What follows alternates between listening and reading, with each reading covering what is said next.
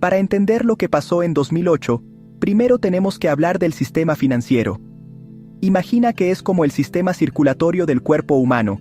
En lugar de sangre, lo que fluye es el dinero. Los bancos, las aseguradoras y los fondos de inversión son como las venas y las arterias que llevan ese dinero desde donde sobra hasta donde hace falta. Si tú ahorras un poco de dinero en un banco, esa entidad lo utiliza para prestarlo a otra persona que quiere comprar una casa o a una empresa que necesita invertir en nuevas máquinas. Este flujo constante es vital. Sin él, la economía se para en seco, como un corazón que deja de latir. Este sistema se basa en una cosa muy simple, pero muy frágil: la confianza. Confiamos en que el banco guardará nuestro dinero de forma segura. Confiamos en que, si pedimos un préstamo, podremos devolverlo. Y los bancos confían entre ellos, prestándose dinero a diario para asegurarse de que siempre tienen liquidez disponible para sus operaciones. Cuando esa confianza desaparece, todo el mecanismo empieza a gripar. Si los bancos dejan de prestarse entre sí, porque temen que el otro no pueda devolver el dinero, el flujo se corta. Es como si todas las arterias se obstruyeran al mismo tiempo, y el resultado es un colapso inminente que afecta a todo el mundo, no solo a los banqueros. El problema es que este sistema, aunque vital, también puede ser muy peligroso si no se controla bien. A veces, la ambición por ganar más y más dinero lleva a asumir riesgos desmedidos. Se inventan productos financieros cada vez más complejos. Se conceden préstamos sin mirar bien a quién. Y se empieza a inflar una burbuja. Una burbuja financiera es básicamente cuando el precio de algo, como las casas o las acciones de una empresa, sube de forma descontrolada y artificial. Sube no porque su valor real haya aumentado, sino porque todo el mundo cree que seguirá subiendo y compra para vender más caro después. Es pura especulación, y ahí es donde la historia de la crisis de 2008 realmente comienza. Durante años, el sistema financiero de Estados Unidos, y por extensión el del resto del mundo, se entregó a una fiesta de crédito barato y especulación inmobiliaria. Parecía que el dinero era infinito y que los precios de las casas nunca dejarían de subir. Se crearon las condiciones perfectas para una tormenta que nadie, o casi nadie, quiso ver venir. Pensaban que la música nunca pararía de sonar, pero cuando lo hizo, el silencio fue ensordecedor y el pánico se apoderó de todos, desde el gran directivo de Wall Street hasta el ciudadano de a pie que solo quería vivir tranquilo en su casa. A principios de los años 2000, en Estados Unidos, se desató una auténtica fiebre por la vivienda. Comprar una casa parecía la mejor inversión posible. Los precios no paraban de subir, a un ritmo del 10% o incluso el 20% anual en algunas zonas. La gente veía cómo sus vecinos se hacían ricos simplemente por ser dueños de su casa, y todos querían participar en esa fiesta. Los bancos, viendo un negocio redondo, empezaron a facilitar el acceso al crédito como nunca antes. Daban hipotecas a cualquiera que las pidiera, con condiciones muy ventajosas al principio. La idea que se vendía era sencilla: compra ahora, que mañana valdrá mucho más. Si no puedes pagar, no pasa nada. Vendes la casa y aún ganas dinero. Esta facilidad para conseguir un préstamo llevó a que muchísima gente comprara casas que en realidad no podía permitirse. Aquí es donde entra un término clave: las hipotecas subprime o hipotecas basura. Eran préstamos de alto riesgo que se concedían a personas sin ingresos estables, sin ahorros y con un mal historial de crédito. Para los bancos, el riesgo parecía bajo. Si el cliente no pagaba, se quedaban con la casa, cuyo valor no hacía más que aumentar. Así que se lanzaron a una carrera frenética por conceder cuantas más hipotecas subprime mejor, ganando comisiones millonarias por cada operación y alimentando sin cesar la burbuja. El problema de una burbuja es que, por definición, no puede crecer para siempre. Se sostiene únicamente por la expectativa de que los precios seguirán subiendo. En el momento en que esa expectativa se rompe, todo se viene abajo. En 2006, los precios de la vivienda en Estados Unidos se estancaron. De repente, ya no era tan fácil vender una casa por más dinero del que te había costado. Las condiciones de las hipotecas subprime, que al principio eran muy favorables, empezaron a cambiar. Los tipos de interés subieron, y las cuotas mensuales se dispararon para esos mismos clientes que ya tenían dificultades para pagar desde el principio. El resultado fue una avalancha de impagos. Millones de personas dejaron de pagar sus hipotecas porque sencillamente no podían. Los bancos comenzaron a ejecutar embargos masivos, quedándose con miles y miles de casas. Pero ahora se encontraban con un problema nuevo. Tenían un montón de casas en propiedad que nadie quería comprar. Al haber tanta oferta de casas en el mercado, los precios se desplomaron. La burbuja había estallado, y lo que parecía un negocio seguro y sin riesgo, se convirtió de la noche a la mañana en una pesadilla que amenazaba con llevarse por delante mucho más que el mercado inmobiliario. Aquí la historia se vuelve un poco más compleja, pero es fundamental para entender la magnitud del desastre. Los bancos no se quedaban con esas hipotecas basura que concedían. Eso habría sido demasiado arriesgado para ellos. En lugar de eso, utilizaron algo llamado ingeniería financiera. Cogían miles de estas hipotecas subprime, las mezclaban con otras de mejor calidad, de gente que sí podía pagar, y las empaquetaban en un nuevo producto financiero. Estos paquetes se conocen como CDO o MBS.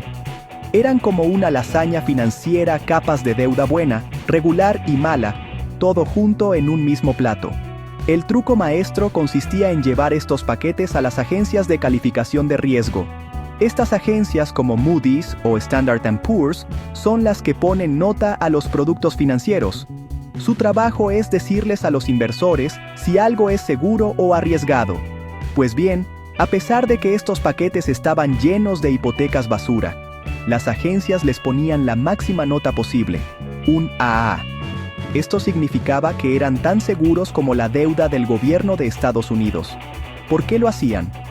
Por un conflicto de intereses evidente. Los mismos bancos que creaban los productos eran los que pagaban a las agencias para que los calificaran. Era como si un estudiante pagara al profesor para que le pusiera un sobresaliente. Con esa etiqueta de súper seguro, los bancos podían vender estos paquetes tóxicos a inversores de todo el mundo. Fondos de pensiones, otros bancos, aseguradoras, ayuntamientos. Todos compraron estos productos pensando que estaban invirtiendo en algo sin riesgo y que daba una buena rentabilidad. El riesgo de las hipotecas subprime no desapareció, simplemente se troceó, se camufló y se esparció por todo el sistema financiero global. El veneno estaba ahora en todas partes, pero nadie sabía exactamente dónde ni en qué cantidad. El sistema se había vuelto opaco y extremadamente interconectado. Cuando la burbuja inmobiliaria estalló y la gente empezó a dejar de pagar las hipotecas, esos paquetes financieros AAA revelaron su verdadera naturaleza. Eran dinamita pura. El dinero que se suponía que debía llegar de los pagos de las hipotecas dejó de fluir, y los CDO perdieron todo su valor de la noche a la mañana. Los inversores que los habían comprado se encontraron con que tenían en sus manos activos que no valían nada. Y lo peor de todo, nadie sabía quién tenía qué. La desconfianza se instaló de golpe en el sistema. Los bancos dejaron de fiarse unos de otros porque cualquiera podía tener su balance lleno de estos activos tóxicos. El año 2007 fue el principio del fin. Con la caída de los precios de la vivienda y los impagos masivos, el valor de los productos financieros basados en hipotecas se hundió. El mercado se congeló. Nadie quería comprar esos activos tóxicos, y los que los tenían no podían venderlos. Esto provocó una crisis de liquidez. Liquidez es básicamente tener dinero en efectivo disponible. Los bancos se encontraron con que gran parte de su capital estaba invertido en unos papeles que ya no valían nada, y empezaron a tener problemas para hacer frente a sus obligaciones diarias. La desconfianza era total.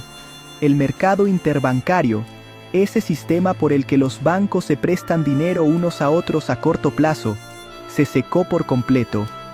Un banco que necesitaba dinero para terminar el día ya no podía pedírselo a otro, porque el otro temía que no se lo devolviera. Imagina que vas a un cajero automático a sacar tu dinero y te dice que no hay fondos, pues algo parecido empezó a ocurrir a gran escala entre las entidades financieras. Este bloqueo del crédito es el primer síntoma de un infarto financiero. Sin ese flujo de dinero, las empresas no pueden obtener préstamos para pagar a sus proveedores o a sus empleados, y la economía real empieza a sufrir las consecuencias de forma inmediata. El primer gran aviso llegó en marzo de 2008. Bear Stearns, uno de los bancos de inversión más importantes de Wall Street, estuvo a punto de quebrar. Había invertido masivamente en activos tóxicos y se quedó sin liquidez. Para evitar un colapso que podría haber arrastrado a otros, el gobierno de Estados Unidos tuvo que intervenir. Orquestó una venta de emergencia a precio de saldo a otro banco más grande, JP Morgan. Fue una señal de alarma brutal. Si un gigante como Bear Stearns podía caer, entonces nadie estaba a salvo. La crisis ya no era una teoría. Era una realidad palpable que amenazaba con derribar a los pilares del sistema. A pesar de este rescate, la situación no mejoró. Durante los meses siguientes, el pánico fue en aumento. El mercado seguía paralizado y la incertidumbre era máxima. Todo el mundo se preguntaba cuál sería la siguiente ficha del dominó en caer. Los reguladores y los banqueros intentaban ganar tiempo, buscando soluciones desesperadas mientras el sistema se desangraba lentamente. La sensación era la de estar al borde de un precipicio, conteniendo la respiración, esperando un golpe que todos sabían que iba a llegar. Y ese golpe llegó con una fuerza devastadora en septiembre de 2008. Sección FIF. El pánico de septiembre de 2008. El abismo a la vista. Septiembre de 2008 fue, el mes en que el mundo financiero, tal y como lo conocíamos, estuvo a punto de desaparecer. La tensión acumulada durante meses explotó en una serie de eventos catastróficos que se sucedieron en apenas unos días. Todo comenzó con las dos mayores compañías hipotecarias de Estados Unidos, Fannie Mae y Freddie Mac. Estas dos empresas, que garantizaban o poseían billones de dólares en hipotecas, estaban al borde del colapso. El gobierno no tuvo más remedio que nacionalizarlas para evitar un desastre de proporciones bíblicas. Fue la primera ficha de un dominó que estaba a punto de caer a toda velocidad. Casi al mismo tiempo, otro gigante, Merrill Lynch, uno de los bancos de inversión más emblemáticos de Wall Street, se encontraba en una situación desesperada, ahogado por sus activos tóxicos. Para evitar una quiebra segura que habría sembrado aún más el pánico, se negoció a toda prisa su venta a Bank of America durante un fin de semana frenético. Fue otra operación de rescate encubierta, una compra forzada para evitar un mal mayor. La sensación en los mercados era de pánico absoluto. Los cimientos del sistema financiero estadounidense se estaban desmoronando a la vista de todos, y nadie sabía cómo detener la sangría. Y entonces llegó el momento culminante. Mientras se intentaba salvar a Merrill Lynch, otro banco de inversión, Lehman Brothers, se encontraba en la misma situación o peor. Con más de $600 mil millones en activos, su quiebra sería la más grande de la historia de Estados Unidos. El gobierno, liderado por el secretario del Tesoro, Henry Paulson, intentó buscar un comprador, como había hecho con Bear Stearns. Bank of America y el banco británico Barclays estuvieron a punto de comprarlo, pero se retiraron en el último momento al descubrir la enorme cantidad de activos tóxicos que escondía en su balance, una cifra que superaba los $70 mil millones. La decisión que se tomó a continuación cambiaría la historia. El gobierno de Estados Unidos, tras haber rescatado a Bear Stearns y a Fannie Mae y Freddie Mac, decidió que no podía seguir salvando a todo el mundo con dinero público. Había que dar una lección al mercado. El domingo 14 de septiembre de 2008, se anunció que no habría rescate para Lehman Brothers. Al día siguiente, el lunes 15 de septiembre, el banco se declaró oficialmente en bancarrota. La decisión de dejarlo caer, pensando que serviría de escarmiento, fue como echar gasolina a un incendio. El pánico se convirtió en terror global. La caída de Lehman Brothers no fue una ficha más del dominó. Fue la onda expansiva que derribó el tablero entero. En el momento en que se anunció su quiebra, se desató el caos absoluto en los mercados de todo el mundo. Nadie sabía quién estaba expuesto a Lehman, quién le había prestado dinero, quién tenía contratos con ellos. Como el sistema estaba tan interconectado y era tan opaco, todos los bancos se convirtieron en sospechosos. La quiebra de Lehman demostró que ninguna entidad, por grande que fuera, era demasiado grande para caer. El mensaje que el gobierno quería enviar para escarmentar al mercado se entendió de la peor manera posible. Sálvese quien pueda. Inmediatamente después, el crédito interbancario no es que se congelara, es que dejó de existir. Los bancos dejaron de prestarse dinero entre sí de forma radical. Nadie se fiaba de nadie. Esto tuvo una consecuencia terrible. Una aseguradora gigante llamada AIG, la más grande del mundo, se encontró al borde del colapso. AIG había vendido un tipo de seguros llamados CDS o Credit Default Swaps, que, en teoría, protegían a los inversores contra el impago de los CDO. Había asegurado billones de dólares en activos tóxicos. Con la caída de Lehman, AIG tenía que pagar sumas astronómicas que no tenía, y su quiebra era inminente. La caída de AIG habría sido el apocalipsis financiero. Si Lehman fue un terremoto, AIG habría sido el meteorito que extinguiera los dinosaurios. AIG estaba conectada con prácticamente todas las grandes entidades financieras del mundo. Si quebraba, arrastraría consigo a bancos y aseguradoras de Europa, Asia y América, en un efecto dominó imparable. El gobierno de Estados Unidos, que apenas 48 horas antes había dejado caer a Lehman para dar una lección, tuvo que tragarse sus palabras y contradecirse. No tuvieron más remedio que intervenir y rescatar a AIG con una inyección de emergencia de $85.000 millones de dinero público. El sistema financiero global estaba en la unidad de cuidados intensivos, conectado a un respirador artificial. La decisión de no rescatar a Lehman Brothers se reveló como un error de cálculo catastrófico. Había desatado un pánico sistémico que amenazaba con provocar una depresión económica mucho peor que la de 1929. El problema ya no era una o dos entidades con problemas. Era todo el sistema el que estaba a punto de colapsar. En ese momento, las autoridades se dieron cuenta de que las medidas a medias ya no servían. Hacía falta una solución drástica, masiva y coordinada para salvar al enfermo de una muerte segura.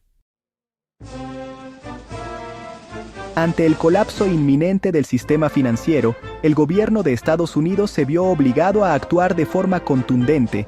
El secretario del Tesoro, Henry Paulson, propuso un plan de rescate sin precedentes, el Troubled Asset Relief Program, más conocido como TARP. Se trataba de un fondo de $700.000 millones de dinero público destinado a estabilizar el sistema. La idea inicial era usar ese dinero para comprar los activos tóxicos, los famosos CDO y MBS, de los bancos, limpiando así sus balances y restaurando la confianza. Sin embargo, esta idea era demasiado lenta y compleja de ejecutar en medio del pánico. Así que se cambió de estrategia. En lugar de comprar los activos malos, se decidió inyectar el dinero directamente en los bancos. La inspiración vino de una jugada maestra que el famoso inversor Warren Buffett había hecho unas semanas antes. Invirtió $5.000 millones en Goldman Sachs a cambio de acciones preferentes. Estas acciones son un tipo especial de acciones que no dan derecho a voto. Así el gobierno no se convertía en el dueño del banco, pero que pagan un dividendo fijo y tienen prioridad de cobro en caso de problemas. El gobierno decidió copiar este modelo para su gran plan de rescate. El 13 de octubre de 2008, Henry Paulson convocó a los directores ejecutivos de los 9 bancos más grandes de Estados Unidos a una reunión de emergencia en Washington. Los bancos eran Citigroup, JP Morgan Chase, Bank of America, Wells Fargo, Goldman Sachs, Morgan Stanley, Merrill Lynch, State Street y Bank of New York Mellon. En esa reunión, Paulson les comunicó que no tenían opción. Iban a aceptar una inyección de capital del gobierno. Les presentó un documento de una página que debían firmar allí mismo, comprometiéndose a recibir el dinero. Fue, en la práctica, un rescate forzoso. El plan consistía en inyectar $125 mil millones de los fondos del TARP en esos 9 bancos. A cambio, el gobierno recibiría acciones preferentes que le pagarían un dividendo del 5% anual. Era un préstamo con intereses, no un regalo. El objetivo no era solo salvar a los bancos que estaban al borde de la quiebra, sino estabilizar todo el sistema de una sola vez. Se buscaba enviar un mensaje claro y contundente a los mercados. El gobierno de Estados Unidos haría todo lo necesario para evitar el colapso. La era de dejar caer a las entidades financieras, como había ocurrido con Lehman Brothers, se había terminado. La parte más astuta del plan de rescate no fue solo la inyección de dinero, sino cómo se hizo. Henry Paulson obligó a todos los bancos a aceptar el dinero, tanto a los que estaban al borde del abismo, como Citigroup, como a los que estaban en una posición relativamente más sólida, como JP Morgan o Goldman Sachs. Estos últimos no querían el dinero del gobierno. Aceptar un rescate era una señal de debilidad, una mancha en su reputación.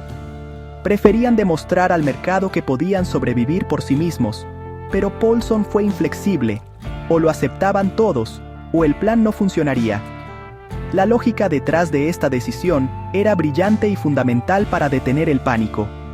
Si solo se rescataba a los bancos más débiles, el mercado los habría identificado inmediatamente.